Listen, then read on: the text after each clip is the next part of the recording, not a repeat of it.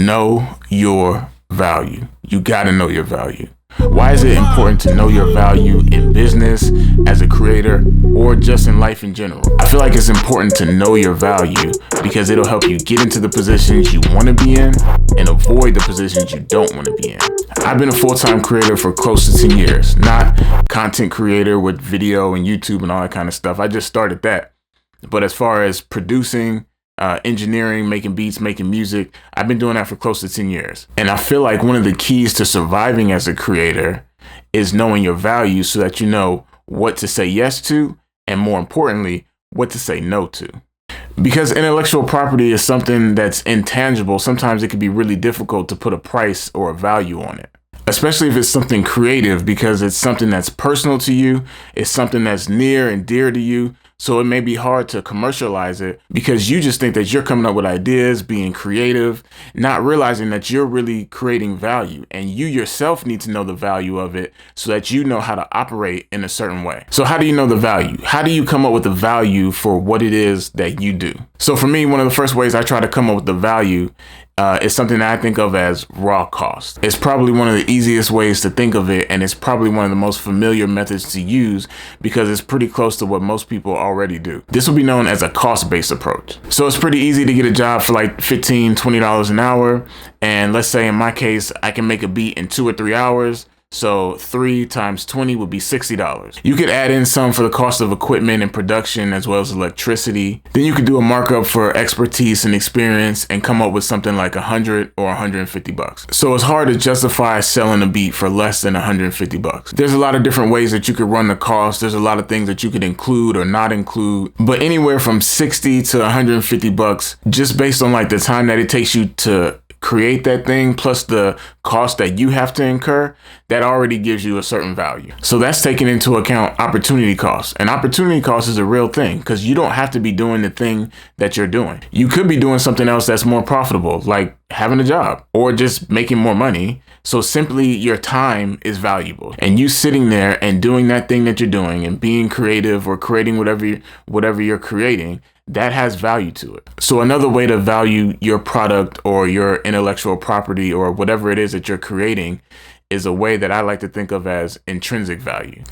This would also be known as the income-based approach. So what you could do is you could take your intellectual property or your product, or in my case, like an instrumental, and you could figure out how much would this be worth based on how much money it could generate. So let's say if I were to rap over this beat and market it and promote it, it could get anywhere from 100,000 to 1 million streams. That's realistic. And again, you can use different numbers or different situations that you think are more realistic.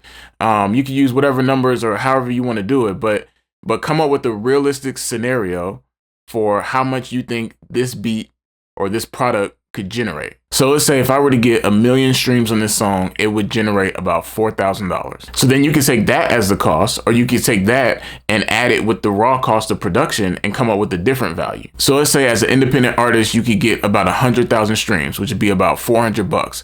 Plus the raw cost of production, which is about $150, you could be looking at a cost or a value of about $550. Now, another way to value the beat would be known as like a market-based approach, just like real estate. So when you have real estate, the way you come up with the value of your house is you look at all the other houses in the neighborhood and you compare them. You see, how similar are they? How different are they? And when you compare your house to their house, then you can come up with a price or a value for your house. So for example, if you see one house up the street that went for 300,000, then you see another house that went for 200,000, you could average those out and come up with the value for your house. And you can do the same thing with your intellectual property. So if you know somebody else selling beats and their beats are pretty similar to yours and the quality is pretty much on the same level, and you're dealing with the artist that's on the same level, then that can help you come up with the value for your beat. That's harder to do because there's a lot of things that go into it and it's really subjective. But if you feel like the quality is on the same level and you guys have similar beats, then you may have a similar price. It all depends on the level of artist you're dealing with and the quality of music. You have to be really honest with yourself and know if your beats are on a certain level, but you can use other people's beats to be like, okay, this beat is worth at least this much. So let's say you know some serious independent artists that are willing to pay $1,000 for a beat at a certain level.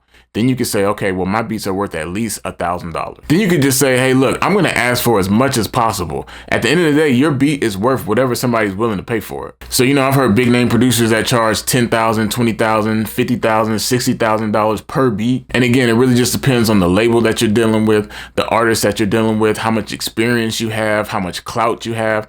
It really just depends on the situation, and it's a lot of hard things to nail down. There's really no right way or wrong way. There's a lot of different factors that can go into it. Regardless of the method that you use to value your intellectual property or your creativity, it's important that you go through the process of valuing it, because it informs how you act in certain situations. So let's just say, for example, that I come up with the value of $1,000 per beat for every beat that I have.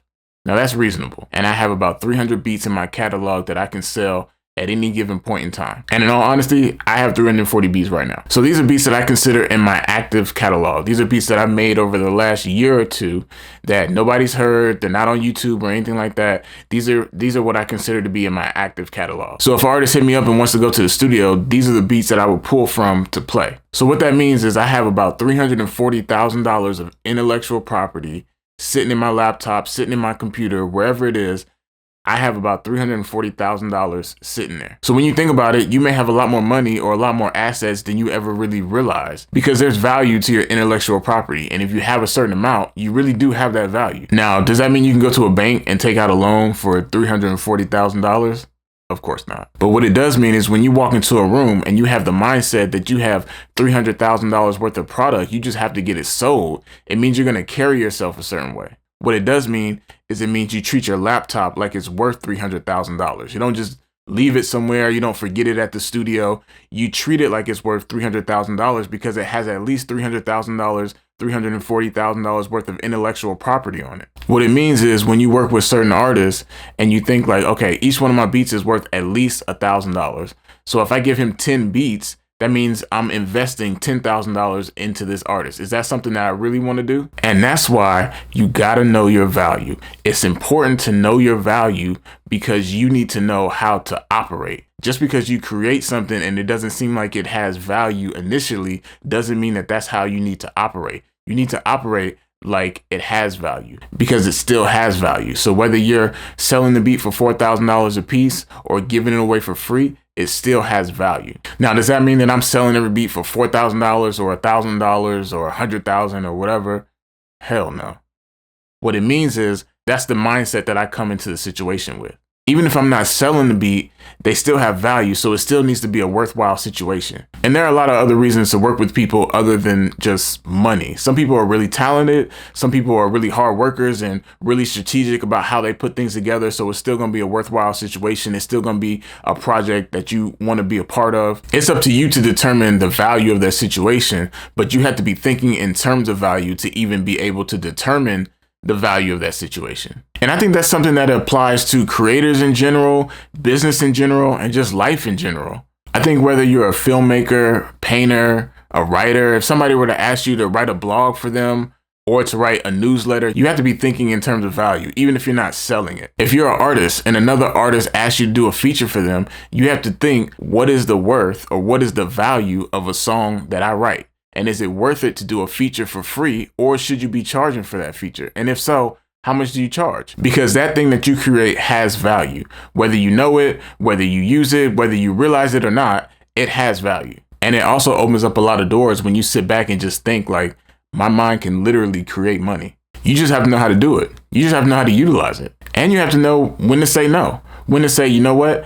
That's not worth my time. That's not worth my value.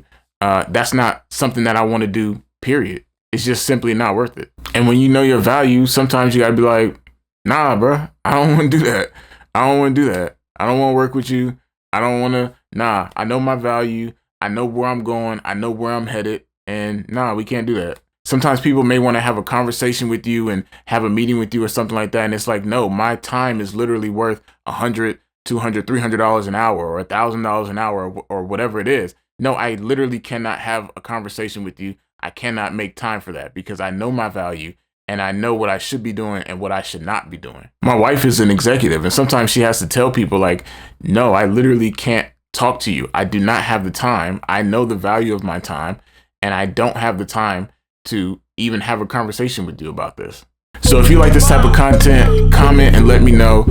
If you're an artist that understands their value and you want to work with a producer that understands their value, let me know. Hit me up. Let's work. And if you want to hear me play some beats, I have some other videos on my channel, playing beats in the car, playing beats in the studio. So check those out. Hit me up. Let's work.